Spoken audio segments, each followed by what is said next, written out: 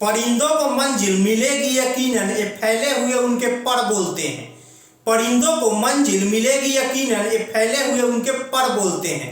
अक्सर वो लोग खामोश रहते हैं जमाने में जिनके हुनर बोलते हैं। नमस्कार दोस्तों, मैं सुधीर कुमार आपका स्वागत करता हूं ग्रोइंग एकेडमी पे। आपको जवाब अपने काम से देना है, अपने मुंह से नहीं देना है।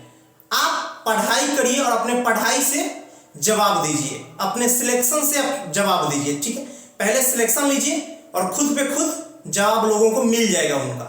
ठीक है, मुंह से आपको जवाब नहीं देना, आपको सिलेक्शन से जवाब देना है। तो चलिए आज हम शुरू करते हैं मेंसुरेशन। कल की क्लास में हमने देखा था ट्रेंगल और ट्रेंगल के क्वेश्चन किए थे, और आज की क्लास में हम क्वाड्रिलेटरल यानी समचतुर्भुज और समांतर चतुर्भुज के क्वेश्चन करने वाले हैं। तो कल का क्लास अगर आपने नहीं देखा है तो जाकर के जरूर देखें, और इसका कंसेप्ट वाला वीडियो आप जरूर देखें, नहीं तो ज्यादा कुछ आपको समझ नहीं आएगा। उस वीडियो का लिंक मैं आई बटन पे दे दूंगा, यहां जाकर के आप जरूर देखें। ठीक है, तो चलिए क्वेश्चन को देखते हैं एक बार। देखिए क्वेश्चन नंबर 1 में बोला गया है एक समभुज की एक भुजा की लंबाई 26 सेंटीमीटर है और उसके एक विकर्ण की लंबाई 48 सेंटीमीटर है, तो दूसरी विकर्ण की लंबाई कितनी होगी। ठीक है, देखिए जब मैंने बताया था आपको कंसेप्ट, उस टाइम पे मैंने बता दिया था सब कुछ, लेकिन अभी मैं एक बार आपको रिवीजन करा देता हूं। जैसे देखिए ये आपका समचतुर्भुज है। देखिए मैंने बताया था आपको समचतुर्भुज बनता कैसे।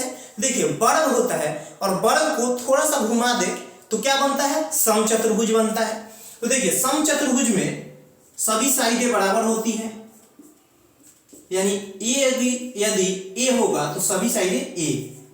ठीक है, और इनके विकर्ण है ये विकर्ण है, तो देखिए ए वाला बराबर होगा और ये वाला भी, दूसरा जो विकर्ण है ये भी बराबर होगा।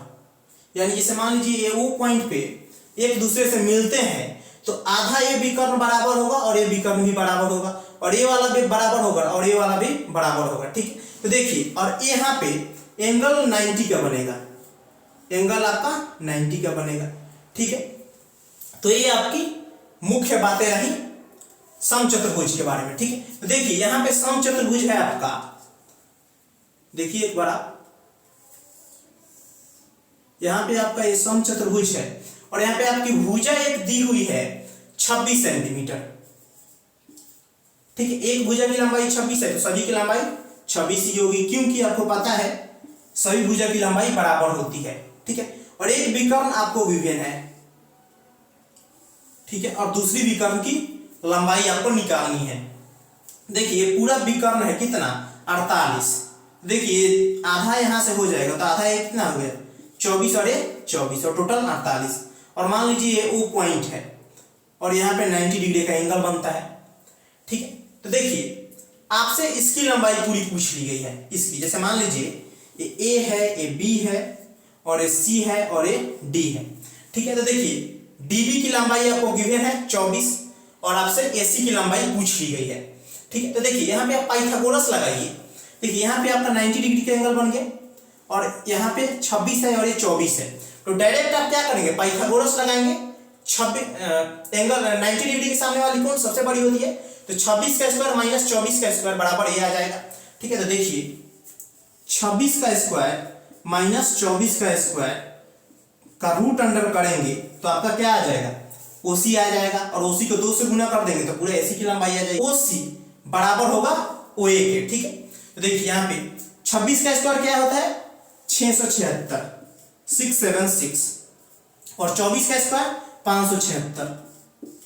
रूट अंडर करिए कितना, 676 में से 576 जाएगा, आपका बचेगा कितना, आपका बच जाएगा 100। तो रूट अंडर 100 बराबर 10 होता है, यानी ओसी 10 है, ओसी 10 है तो आपका एसी क्या हो जाएगा, एसी एओ भी आपका 10 हो जाएगा। तो आपका एसी टोटल हो जाएगा 20 सेंटीमीटर एसी की लंबाई हो जाएगी आपकी 20 सेंटीमीटर। राइट आंसर हो गया और राइट ऑप्शन आपका बी हो गया।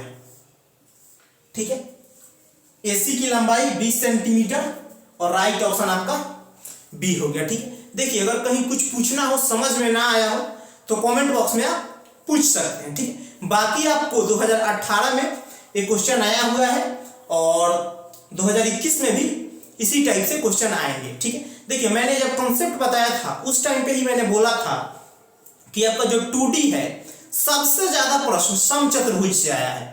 समचतुर्भुज से 2018 की परीक्षाओं में लगभग 10 से 12 11 से 12 क्वेश्चन आए हैं, ठीक है। और 2D में बाकी में इतना क्वेश्चन नहीं आया है, बाकी कॉन्सेप्ट से यह समांतर चतुर्भुज ही है तो वहां से 6-7 ही क्वेश्चन बने हैं, लेकिन यहाँ सबसे ज्यादा क्वेश्चन बना है। तो इस बार भी चांस है कि समचतुर्भुज पे फोकस किया जाएगा और समचतुर्भुज से ज्यादा प्रश्न किए जाएंगे आपसे, ठीक है। तो इसको आप अच्छे ढंग से तैयार कर लें और जितना पढ़ा रहा हूं वो इनफ है आपके लिए, ठीक है। देखिए अगर आप अच्छे से पढ़ेंगे जब ही आप इन सभी क्वेश्चनों का आंसर कर पाएंगे, ठीक है। देखिए क्वेश्चन देखने में आसान लग रहा है लेकिन वाकई आसान है नहीं, ठीक है। आप अपनी तैयारी को ऊपर रखिए, ठीक है। आप अपनी तैयारी को ऊपर रखिए ताकि पेपर कैसा भी आए आपको मार्क्स पूरे में पूरे लाना है। हमारा टारगेट क्या है? 25 आउट ऑफ 25, 25 में से 25 हमारा टारगेट है और आपको अचीव भी करना है, ठीक है। कैसे करना है? जैसे पढ़ा रहा हूं वैसे आपको पढ़ना है और 25 आउट ऑफ 25 आपको लेकर के आना है मैथ्स के अंदर, ठीक है। देखिए क्वेश्चन थोड़ा सा लेवल अच्छा रहेगा, ठीक है। क्वेश्चन का लेवल अच्छा रहेगा। 2013-14 जैसा पेपर तो नहीं आएगा। 2018 में आपको पेपर देखकर लग गया होगा कि पेपर का स्टैंडर्ड क्या होने वाला है, ठीक। पेपर का स्टैंडर्ड आपका ऐसा ही होगा, ठीक है। तो तैयारी आपको अच्छा करना है। देखिए अच्छे समय के लिए तैयारी नहीं की जाती, बुरे समय की तैयारी की जाती है, खराब टाइम की तैयारी की जाती है। अच्छे समय पे तो सब कुछ ऐसा चल ही रहा होता है तो उस टाइम पे आपको ज्यादा कुछ तैयारी करने की जरूरत नहीं होती, लेकिन जब आपका टाइम खराब चले उस टाइम पे आपकी तैयारी होनी चाहिए, ठीक है। तो चलिए ये आपके क्वेश्चन है और क्वेश्चन का लेवल कुछ भी है, आपकी तैयारी उस लेवल की मैं करवा रहा हूं कि आप 25 आउट ऑफ 25 स्कोर कर पाएंगे, ठीक है। तो चलिए अब अगले क्वेश्चन पे चलते हैं। चलिए क्वेश्चन नंबर 2 को देखते हैं एक बार। देखिए क्वेश्चन नंबर 2 में बोला गया है समचतुर्भुज के प्रत्येक भुजा की लंबाई 30 मीटर दी है और इसके एक विकर्ण की लंबाई 36 मीटर है। समचतुर्भुज का क्षेत्रफल कितना होगा, ठीक है। देखिए यहां पे आपको 2 स्टेप जाना पड़ेगा। देखिए पहला स्टेप क्या होगा? पहले स्टेप में आपको एक विकर्ण दी हुई है, आपको दूसरी विकर्ण की लंबाई निकालना पड़ेगा और उसके बाद आपको क्षेत्रफल निकालना पड़ेगा। यानी यहां पे इस क्वेश्चन में आपको 2 स्टेप जाना पड़ेगा। देखिए एक बार,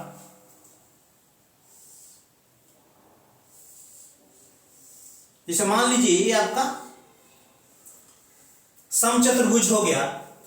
देखिए एक साइड 30 मीटर की है, देखिए एक साइड 30 मीटर की है तो सभी साइडें 30-30 की होंगी।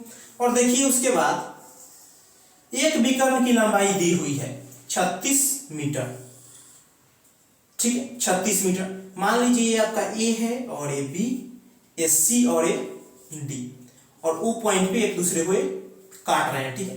तो देखिए ये आपका टोटल कितना है? डीबी मान लीजिए आपका टोटल 36 है, डीबी आपका 36 है। तो देखिए ओडी और ओबी बराबर होगा, यानी ए वाला और ए वाला बराबर होगा और फिर ए वाला और ए वाला, यानी ओसी बराबर होगा ओए के, ठीक है। यानी आपस में बराबर होते हैं। तो 36 का आधा करेंगे तो आपका 18 आ जाएगा, ठीक है। 18 आ जाएगा तो ए वाला 18 और ए भी 18, और आपका यहाँ एंगल कितने का बनेगा? 90 डिग्री का एंगल बनेगा। तो देखिए 90 डिग्री के सामने की कौन सबसे बड़ी भुजा होती है, तो यहाँ पाइथागोरस लगाएंगे तो आपका ओसी आ जाएगा और ओसी को 2 से गुना करेंगे तो आपका एसी आ जाएगा, ठीक है। तो चलिए एक बार देखते हैं। तो देखिए हमें ओसी चाहिए तो ओसी के लिए हमें क्या करना पड़ेगा? 30 का स्क्वायर करना पड़ेगा माइनस 18 का स्क्वायर करना पड़ेगा रूट अंडर में, ठीक है। तो देखिए यहाँ पे 30 का स्क्वायर 900 और 18 का स्क्वायर 324। आपको स्क्वायर 30 तक याद होना ही चाहिए, मिनिमम 30 तक। आपको 40 तक भी याद कर सकते हैं लेकिन मिनिमम 30 तक आपको याद होना ही चाहिए, नहीं तो वहां भी आपको टाइम लगेगा, ठीक है। देखिए 900 में से 324 माइनस करेंगे तो कितना आ गया आपका 5 है ना, 576। तो देखिए मुझे पता है 576 24 का स्क्वायर होता है, तो डायरेक्ट मेरा आ गया यहाँ OC आ गया 24। ठीक है, तो इतना 24 है और इतना क्या होगा, ये भी 24 होगा, तो 24 24 48, यानी AC बराबर आपका 48 आ गया। पहला स्टेप आपका कंप्लीट हो गया यहाँ पे। ठीक है, फर्स्ट स्टेप कंप्लीट हो गया यहाँ पे। अब सेकेंड स्टेप पे चलते हैं।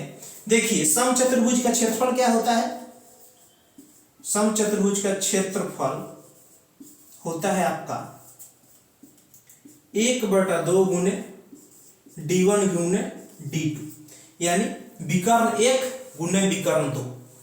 ठीक है, तो देखिए 1/2 गुने आपका क्या 48 गुने 36, तो आधा करिए, इसको मैं आधा कर दूंगा 18। देखिए 18 हो गया, तो 18 8 कितना होता है 144, 18 8 144 यानी 4, 14 बचा, और 18 चौका 72, और 72 और 14 86 यानी 86, 864 मीटर स्क्वायर आपका राइट आंसर आ गया। 864 मीटर स्क्वायर राइट आंसर, और राइट ऑप्शन आपका सी हो गया। ठीक है, 2 स्टेप में आपका ये क्वेश्चन हुआ, जैसा कि मैंने स्टार्टिंग में ही बोला था।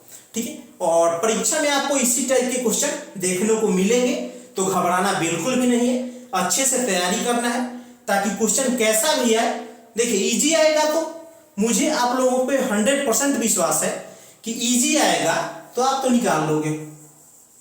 इजी पेपर आए तो आपसे बढ़िया कोई कर ही नहीं सकता, और मुश्किल भी आए तो आपसे बढ़िया भी कोई नहीं कर सकता, क्योंकि आपकी तैयारी ही इतनी अच्छी तरीके से मैं करवा रहा हूं कि आप मुश्किल पेपर भी आए तब भी पेपर को आसानी से कर सकते हैं। ठीक है, देखिए आपको फायदा कब होगा, आपको फायदा तब होगा जब पेपर मुश्किल आए। ठीक है, क्यों, क्योंकि पेपर आसान आएगा तो सभी लोग कर सकते हैं, लेकिन मुश्किल आएगा तो जो इस तरीके से पढ़ाई किया होगा वही कर सकता है। ठीक है, तो आपके लिए फायदा तब होगा जब पेपर मुश्किल आए। ठीक है, तो पढ़ाई ऐसे करनी है और तैयारी अपने अच्छे से करते रहिए। देखिए यहाँ पे मैं पढ़ा रहा हूँ, और ये सारे क्वेश्चन कौन से हैं, ये सभी क्वेश्चन है 2018 रेलवे ग्रुप डी की परीक्षा में पूछे हुए। अब क्या करना है, आपको प्रीवियस ईयर उठाना है और दोबारा से एक बार लगा जाना है। ठीक है, दोबारा से आप एक बार प्रैक्टिस करिए ताकि प्रैक्टिस और भी अच्छी हो जाए। ठीक है, तो चलिए आप पढ़ाई ऐसे ही करते रहें। ठीक है, प्रैक्टिस जरूर करें। तो चलिए अब अगले क्वेश्चन पे चलते हैं। चलिए क्वेश्चन नंबर 3 पे चलते हैं। देखिए क्वेश्चन नंबर 3 में बोला गया है एक समचतुर्भुज का क्षेत्रफल 216 मीटर स्क्वायर है और इसके विकर्ण की लंबाई 24 मीटर है। समचतुर्भुज की प्रत्येक भुजा की लंबाई होगी, यानी प्रत्येक भुजा की लंबाई कितनी होगी। ठीक है, देखिए यहाँ पे आपको क्या करना पड़ेगा, यहाँ भी आपको 2 स्टेप करना पड़ेगा। ठीक है, 2 स्टेप में यहाँ पे आपका आंसर आएगा। ठीक है, देखिए पहला स्टेप क्या करना पड़ेगा, पहला स्टेप आपका यहाँ देखना पड़ेगा कि d2 क्या है, यानी d1 की लंबाई दी गई है, यानी एक विकर्ण दिया गया है, दूसरा विकर्ण आपको निकालना है। तो पहले आप दूसरा विकर्ण निकालेंगे, उसके बाद क्या करेंगे, आप भुजा निकालेंगे। ठीक है, तो चलिए एक बार देख लेते हैं। देखिए जैसे मान लीजिए ये आपका समचतुर्भुज हो गया। ठीक है, देखिए एक भुजा आपको निकालना है और इसका एरिया 216 मीटर स्क्वायर दिया गया है। ठीक है, और एक भुजा दी हुई है। देखिए आपको एक भुजा दी हुई है, तो देखिए एक भुजा नहीं सॉरी एक विकर्ण आपको दी हुई है। तो मान लीजिए आपको ये वाला विकर्ण दिया गया है, ठीक है, जो कि 24 है और एरिया पूरा 216 मीटर स्क्वायर है। तो देखिए समचतुर्भुज का क्षेत्रफल क्या होता है, समचतुर्भुज का क्षेत्रफल होता है 1/2 गुने d1 गुने d2। ठीक है, यानी डायगोनल 1 और डायगोनल 2।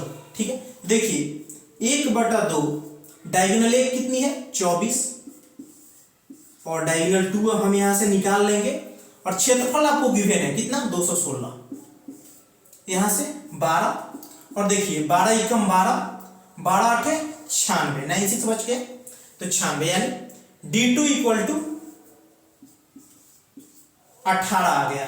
ठीक है, यानी डायगोनल 2 आपका 18 आ गया। ठीक है, ये वाला 18 आ गया। तो देखिए अब आपको क्या निकालना है, एक भुजा निकालना है। देखिए आपको पता है, तो मैंने आपको बताया था समचतुर्भुज की आपको 2 डायगोनल दिया जाए और भुजा निकालना हो तो मैंने आपको बताया था, देखिए एक भुजा समचतुर्भुज की एक भुजा बराबर होता है 1/2, ठीक है, D1 का स्क्वायर प्लस D2 का स्क्वायर। ठीक है, तो देखिए आपको 1/2 करना है। ठीक है, और देखिए 24 का स्क्वायर कितना होता है 576 होता है, 576 और प्लस करना है क्या 18 का स्क्वायर यानी 324। तो आपका डायरेक्ट आ जाएगा यहां से 1/2 √900। तो 900 आपको पता है 300 का स्क्वायर होता है, तो 1/2 गुने 30, तो आपका डायरेक्ट यहां से राइट आंसर आपका आ जाएगा 15। राइट आंसर क्या आ गया 15। मैंने बोला था आपको 2 स्टेप में आंसर आएगा।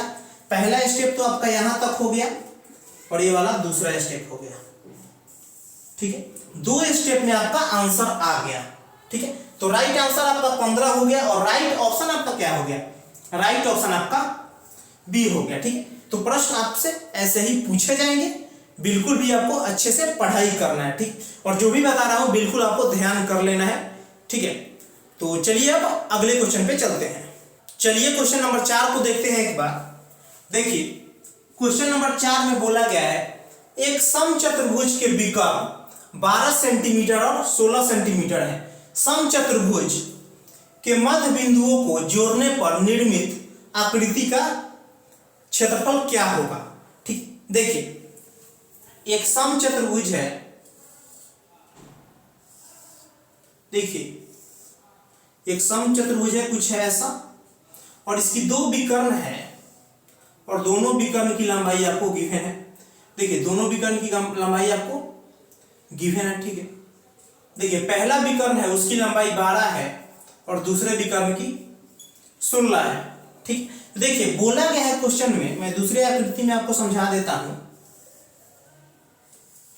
देखिए आपका समचतुर्भुज है और बोला गया है मध्य बिंदुओं को, समचतुर्भुज के मध्य बिंदुओं को जोड़ने से बनी आकृति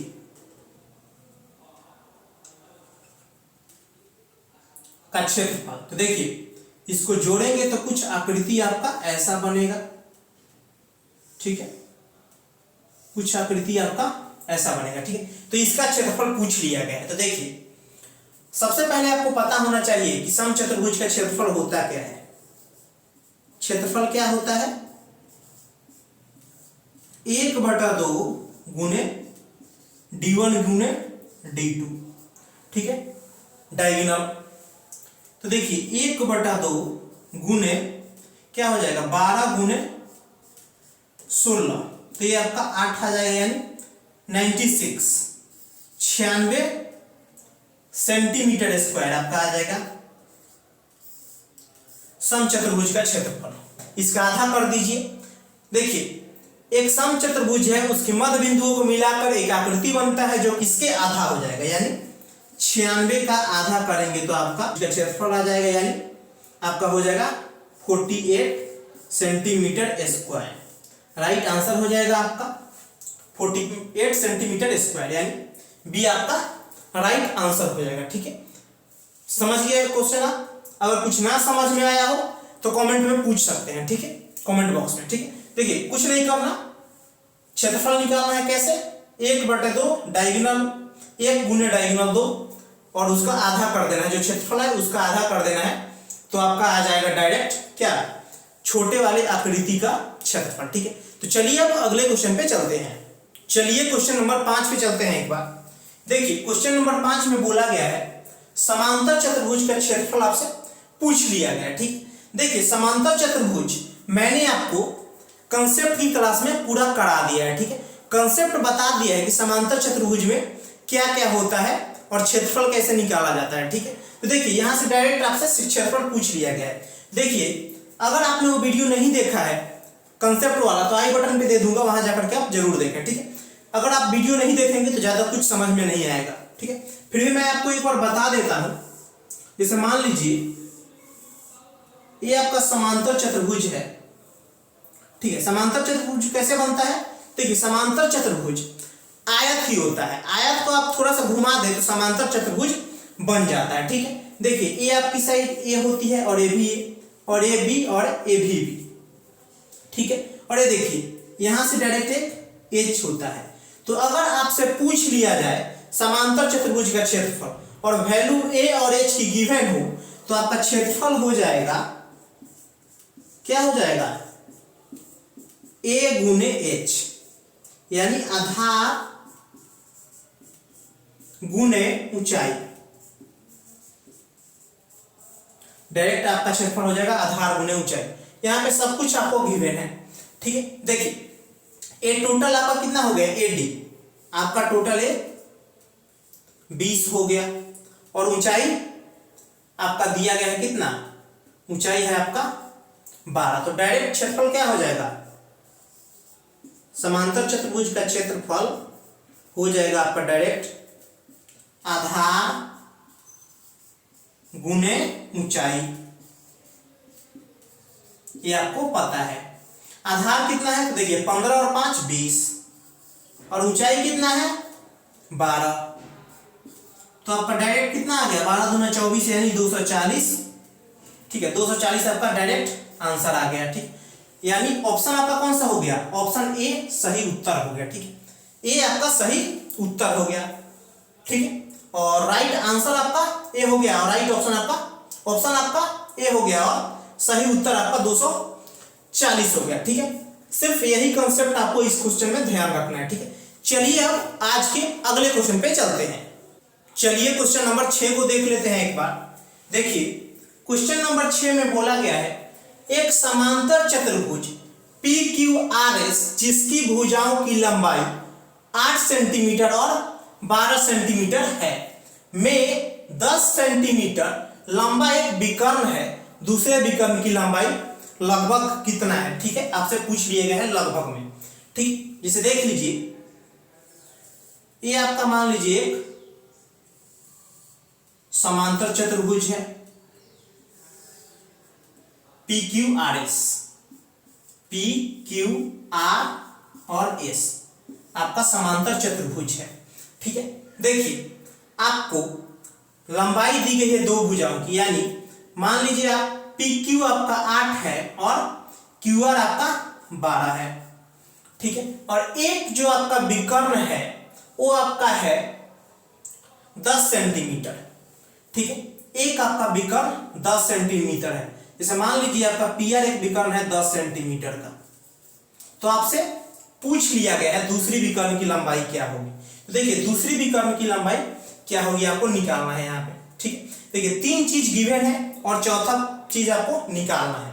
ठीक है, देखिए अब क्या करेंगे, दोनों विकर्ण यानी PR square plus QS square बराबर होता है हमेशा QR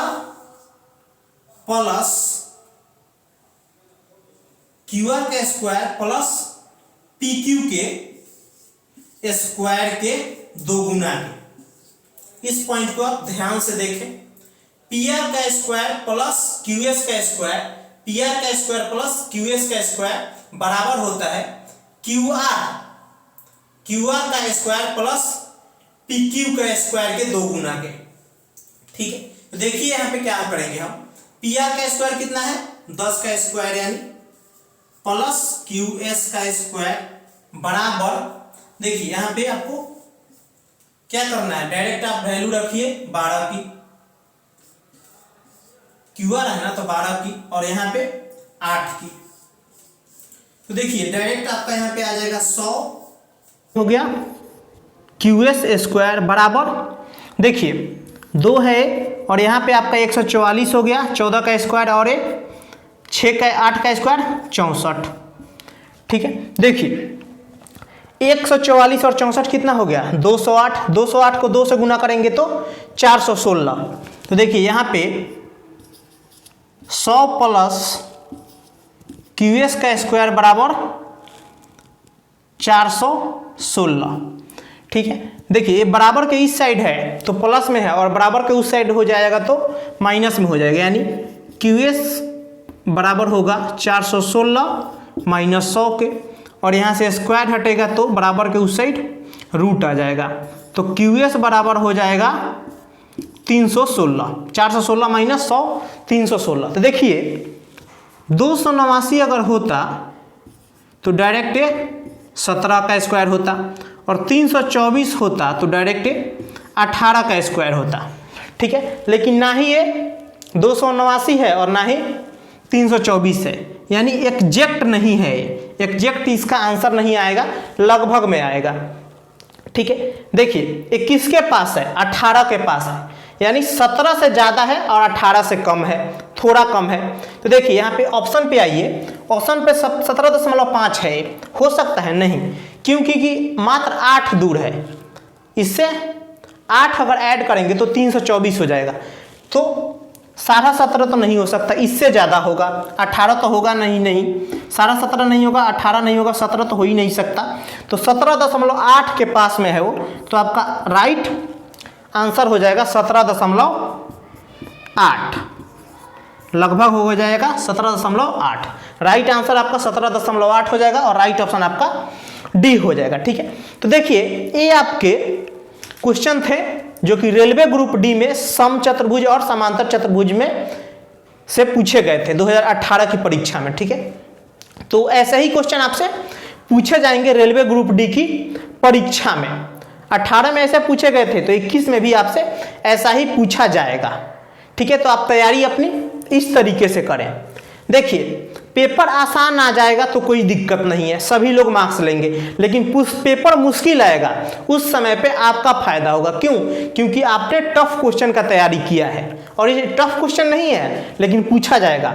देखिए बहुत से बच्चों के मन में डाउट क्या होता है कि रेलवे ग्रुप डी का परीक्षा है, चलो ना पेपर आसान आएगा निकाल लेंगे, लेकिन ऐसा क्वेश्चन आ जाएगा तो खुद आप सोचिए पेपर निकल सकता है सबसे तो नहीं होगा।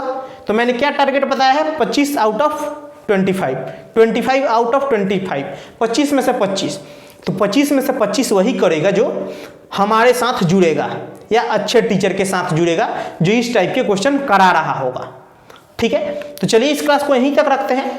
तो चलिए अगर आपको वीडियो अच्छा लगा हो तो लाइक कर सकते हैं, कुछ पूछना हो तो कमेंट बॉक्स में पूछ सकते हैं। अगर आपको लगता हो कि सर ऐसा ही अच्छा कंटेंट हमें देते रहेंगे तो आप चैनल को सब्सक्राइब कर सकते हैं। तो चलिए इस क्लास को यहीं तक रखते हैं, अगले क्लास में मिलते हैं। थैंक यू, धन्यवाद।